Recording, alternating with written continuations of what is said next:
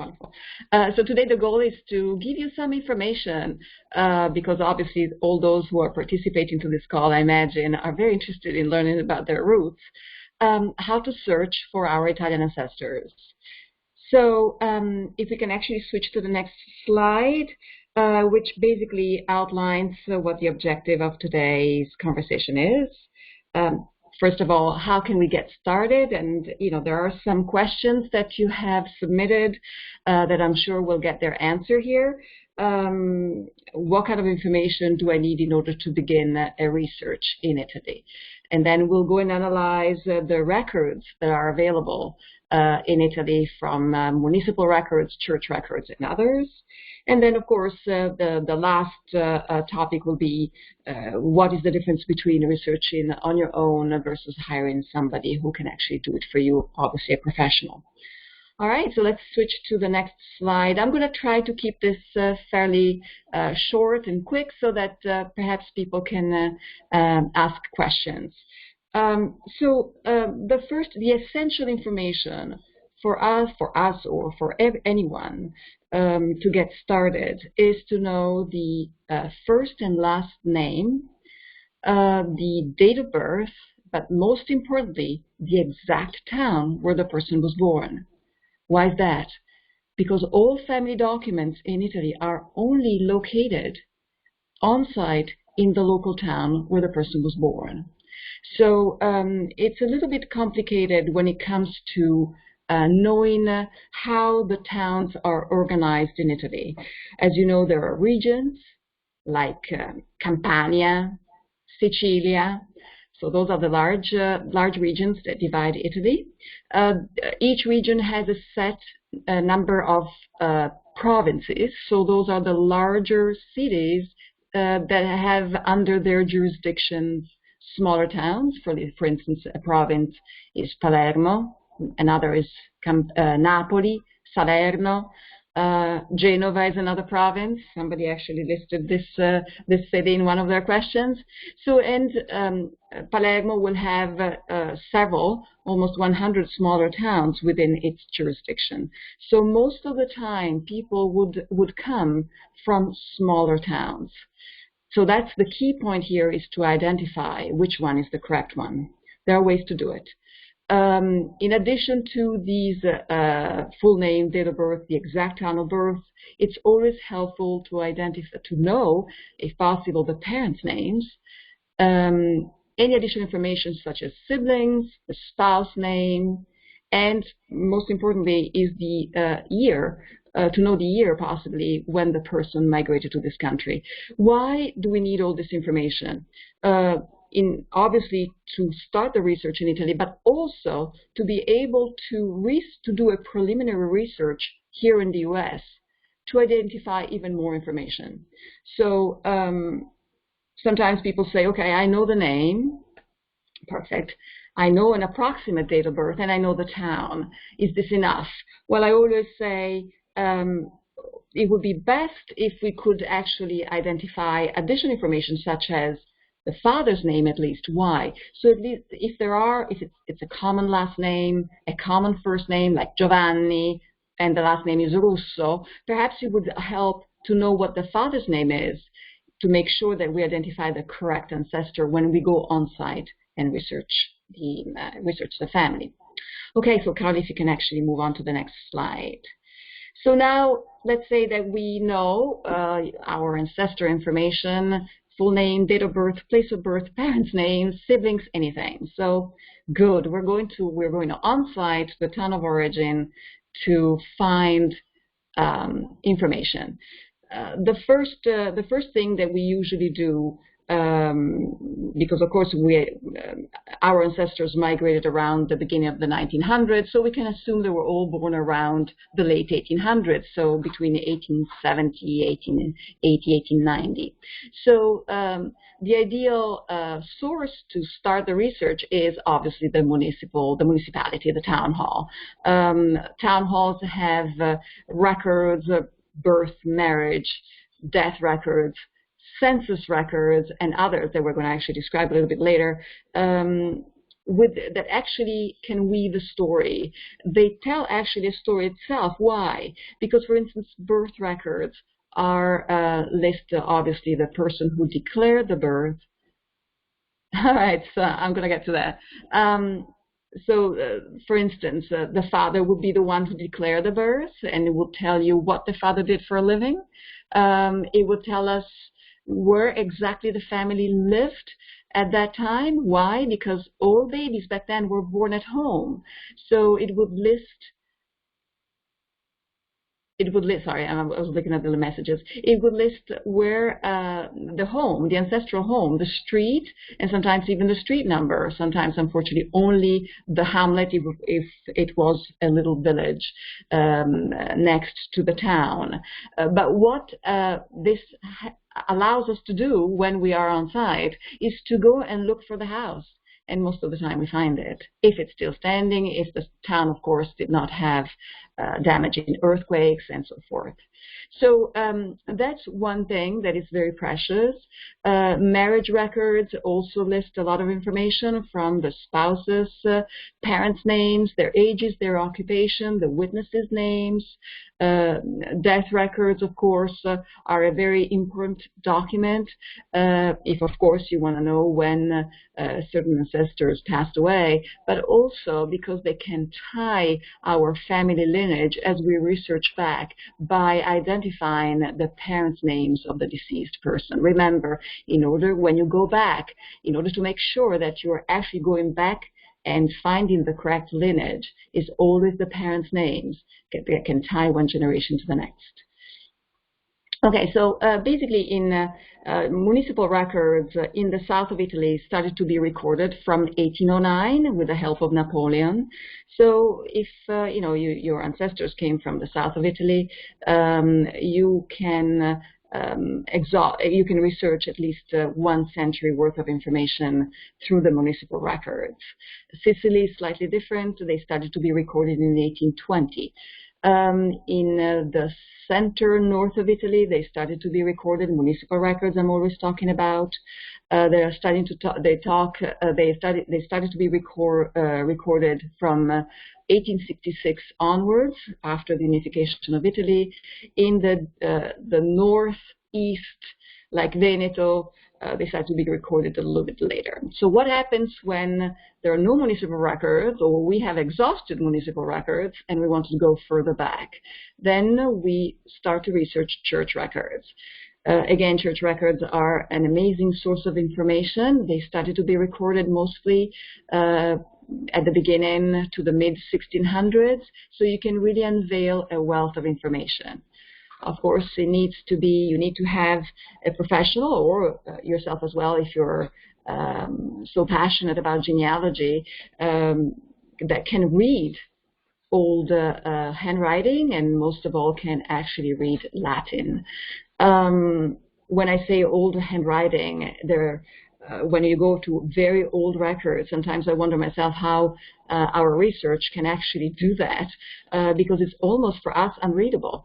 So you really need almost to have a degree in paleography to be able to identify and interpret those scripts. But at least you can go back as far back as 5 more generations, 1700s and 1600s. Sometimes we saw records that were recorded already at the end of the 1500s, which is quite an amazing amount of information that you can actually unveil. Church records, of course, do tell a little bit less of a story, in the sense that the information is a little bit more limited by the name of the child baptized, his parents' names. As you go further back, the mother's maiden name is not even listed. But sometimes even the date of birth is not listed. Then only the baptismal date is listed. So you assume that perhaps the children were baptized right away, and so they were born on the same day. But it's not always the case.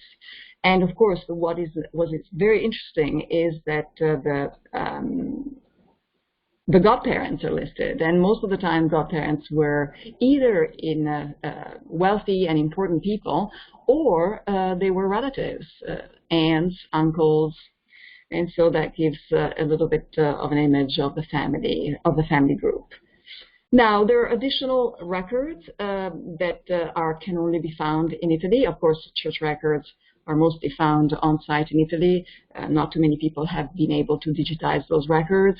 And that's why it's a search that can only take place on site in the town of origin. Municipal records, as you obviously have been able to notice, have been microfilmed. They are available at more and more online, and they start to be available at the library of the Mormon Church, various libraries of the Mormon Church. Now they have been made available online by both the Church of the Latter-day Saints, the Mormon Church, as well as the state archives in Italy, which obviously can help a lot to be able to perform the research on your computer at home. One last thing I wanted to say. I mentioned earlier that there are records that can only be found in Italy, and this is absolutely true, especially if we can find digital copies of birth, marriages, and death records from the 1800s. There are records that have not been microfilmed, such as the census records. Census records are called Stati di Famiglia. They give a very beautiful image of a picture of the family group, with the head of the family and their children, with their dates of birth, marriage, and death records, death dates. It's extremely important record if your research goal is eventually to find your living relatives. This is also true when you go on site and you look for those residency cards, cartellini anagrafici, where it tells you for each person what happened in his life, and it can actually go all the way to the 1940s, where it tells you whom they married, where they migrated to, if they actually left their town of origin. Same thing if you want to. Sometimes people say, okay, we exhausted all the sources. We went all the way to the early 1600s. How can I go further back? Well, further back, there are some sources called notary records that can actually take the family a couple of generations back. That is true if the family member back in the 1600s had land. So there are some deeds for purchase or sale of land. When they got married, if the spouse brought a dowry, so there will be a deed explaining that. And so, but again, this is a source that it's very difficult to research because there are no indexes. You have to do everything page by page. There are huge tomes, and again, the handwriting is certainly not the easiest one to interpret, and the language is most of the time Latin. So I gave you a little bit of an outlook, although in a few minutes, of what you can find by researching Italian records. And so now I would like to answer to your questions. Is that all right? So I've already received a few questions that you sent ahead of this call, of this webinar. So first of all, I would like to tell to everyone who asked about questions about Italian dual citizenship, we will have a webinar in November completely focused on Italian dual citizenship, because we know that this is a very hot topic. Let me actually go to the question that I see that Joe is asking. Researching on your own versus hiring somebody who will do this for you. The cost is always depends on the amount of information that you want a profession to research. You want to research a couple of generations, 3 generations, 5 generations, 9 generations. The more you want us to research, the more it's going to cost. It can go from $1,000 all the way to $4,000, or sometimes even more if you want to do if you want to research your family tree further back, and also your living relatives. It all depends on what the research goal is. The end result is, of course, evidence, because, of course, it's not just a summary of dates and names. It's evidence provided by the actual documents. You should the translation of the information listed in each document, and of course have somebody who can actually read the story. It can tell you how your family was living, what was the town where they're living in, what kind of history the town had, meaning was it always that town, or was it before a small hamlet that was under the jurisdiction of a different town? So there is always a different reality for each family. So each family has its unique story. So always find somebody who can tell you that story. All right. So one other thing, yes, dual citizenship. I can tell you one thing about dual citizenship ahead of our seminar. What I was telling at the beginning of the kind of information that we need in order to get started for a research project, for a genealogy research project, is the same information that you will need to acquire in order to be able to apply for Italian dual citizenship. Why is that? Because in order to apply, you will have to demonstrate that your Italian ancestor was indeed born in Italy. So you will need that Italian document or documents, and possibly even a marriage document. So again, that important essential information has to be provided, whether you want to research your family tree or you want to apply for Italian dual citizenship. Okay, so let me now answer to a couple of questions here. Somebody's saying, I have been searching my ancestry on ancestry.com, which is an amazing source. If somebody is starting from scratch and doesn't know much, so you can really, by doing a preliminary research on U.S. records, and Ancestry has most of these records, from census records to military registration draft records to ships manifests. Those unveil a wealth of information, including the essential information that we need in order to get started to research our family on site in Italy, or we need those records that help us apply for Italian dual citizenship. So this person has done a lot of research on Ancestry and have done to include my great-grandfather and great-grandmother. Would it make sense to switch over to your service at this point? Well, yeah, it makes sense to switch because now you have exhausted all the records here in the U.S., you're ready to tackle the Italian records, you don't really speak Italian, you're not really into spending hours and hours looking through these records, and so yes, absolutely, that's when you switch to a professional if you're interested in hiring one. And so that's exactly the good starting point. So let me go through first the questions about family research, and then I'll tackle a little bit of the dual citizenship as well ahead of our seminar in November. So here it is. My dad was adopted in New York City, born in 1910. I'm seeking his name as Ancestry has matched me to a family. Here we go. That's a very interesting point. As you know, the new wave is to do DNA. And I imagine this person did a DNA test, and that's how he got a connection. More and more, believe it or not, I did my DNA test in 2012. It was a much rougher situation back then, not connected to many at all, many if at all. But today, because millions of people have done it, you have a chance to be eventually connected. The connection usually is also very well described. If you're father and son, they will tell you. But there may be some relation. Whether it's a tight relation or not. In this case, the person is saying, we all believed my dad was Calabrese, but now the link is sent to Genoa. Why is that? Because probably, a certain lineage moved to that town, or originally they were from this town. The issue here is to find those adoption records that in New York are sealed. and that's a big problem. By the way, adoption records, I imagine this person born in 1910 was born in Italy and was brought here to be adopted.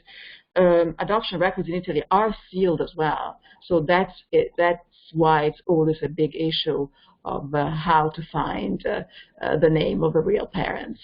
A town hall official will never tell you. A priest will never tell you. So, but again, a DNA test is perhaps the way to go. And if they found any kind of relation, it's through contacting these people and see if they can share any information. All right. So somebody is also saying, how can I find information about my Italian ancestors? Like last name Vincellette. Ha. So that brings a very good point, the last name. Most of the time, sometimes, not often, but sometimes it happens that the name changed here in the U.S. It was never changed at Ellis Island. This is a myth. It was changed eventually later once they settled here in the U.S. So Vincellette is a last name spelling that has changed, so that was modified here in the U.S.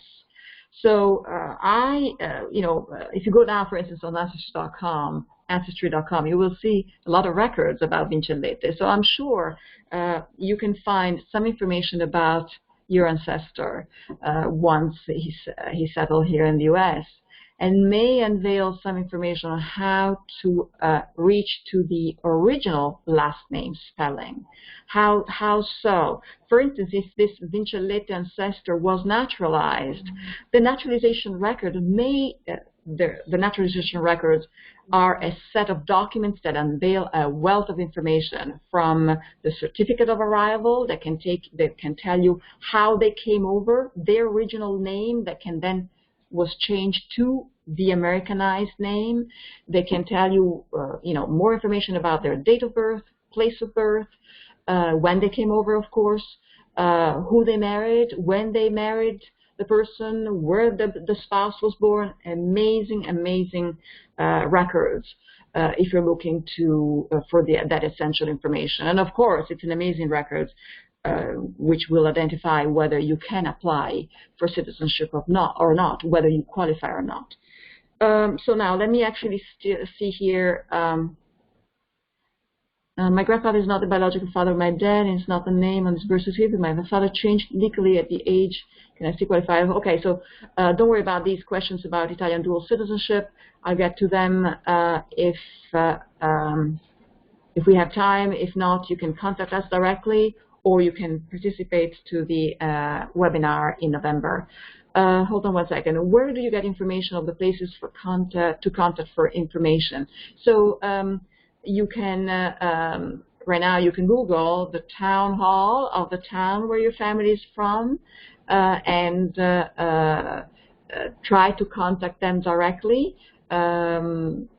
Sometimes don't expect an answer, but some town halls are kind and they can provide you some information. Other time they will just not respond. So hold on one second. I tried researching my grandparents in Catania, Italy, by visiting public records. No records found. I was told to go to the churches for records. Okay, so my question to you is the following. Could it be that Catania was not the exact town and the person came from a different town, was born in a different town that was part of the province of Catania? So again, I'm not sure if that's the case. If not, the records for Catania are available there. I think also have been digitized and are also available online. I think in this case it's more a question of whether the ancestor or the family was originally from Catania. So always make sure you have the exact town of birth. Let's go here. I'm looking for the questions related to oh yes, well, Anthony is saying land records. Which references family members is available? You have not mentioned this, so I've been reprised for not having mentioned another amazing source of information, which are land records. their ancestors before coming over might have actually, like I was saying before, in relation to notary records, must have owned land or a home, and this information is available and can be unveiled, and it tells a lot of information. This is extremely important when it comes to ancestral towns. I was saying from the historical point of view, the fact that the address of the town is available on birth records, and that town can, that house can possibly be found. But most important, some people say, okay, but who owns this town? I mean, can I buy it, or can I see the history of who owned this house after my great grandfather left? So land records are extremely interesting in terms of information, and it can tell you whether the property can still be claimed or not. Okay, there are thousands of properties in Italy that are still unclaimed. So this is certainly a source of information that is extremely interesting and can add a lot, can enrich your family history for sure. So land records, we have a link on our website under resources where you can actually go and look for land records. It will take you to our partner site where you can actually find this information. Now, back to the, somebody's asking, how do I access the naturalization records? Remember, we will actually dedicate a webinar in November about dual citizenship, but since naturalization records are a wealth of information when it comes to identify the essential information to go back to Italy and start the research there, believe it or not, naturalization records are available at the, depends on the court where your ancestor was naturalized. So most of them are available at NARA, the National Archives. Otherwise, they're all available most of the times after 1906 are available at the federal government, USCIS, which is U.S. Immigration Services. Those, of course, like I was mentioning, extremely important documents that make you eligible or not for Italian dual citizenship. So those records have to be acquired and also in a certified fashion. Let me actually finish about naturalization records. So either the federal government has them or national archives have them. Sometimes you can find them at the district court, the local court. All right. Most of these records have been digitized, so you can, if you're a member of Ancestry.com, also the Church of Latter-day Saints have them. Those Ancestry.com is not free, of course, but the Church of Latter-day Saints is free. Okay. Let me see if I can find any other question here. Hold on one second. I had dual citizenship there, I can look, it's still there.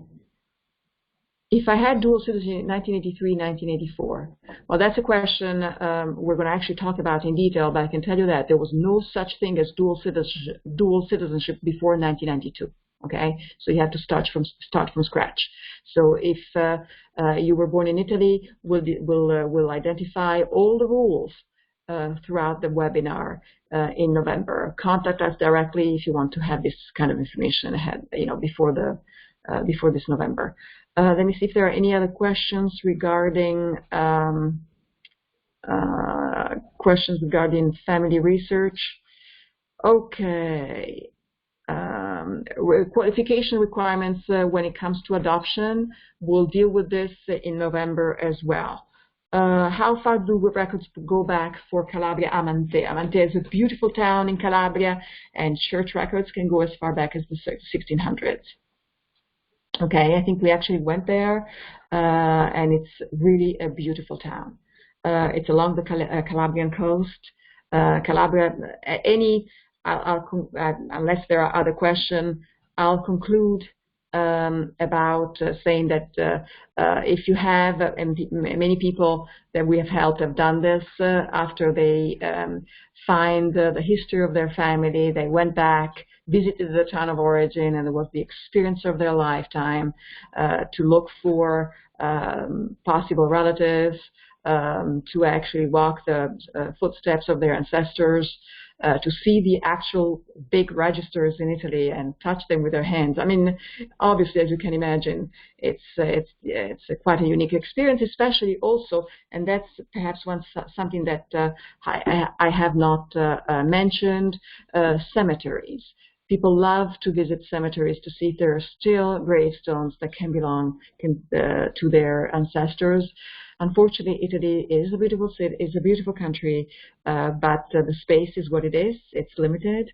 So there is a law that was actually put in place just out of necessity. So if a gravestone has not been claimed by direct descendants, unfortunately, you have to actually make space for other people. So bodies usually are exhumed and put in a common ossuary. Odds are you won't be able to find any gravestones of your ancestors when it comes to the early 1800s, mid 1850s, mid 1800s. But if you are looking for descendants of your great-grandfather, you will find perhaps gravestones of their descendants, okay? Can I use DNA to assist others to research family history? Like I said, DNA tells you a little bit of a picture of your ethnical background.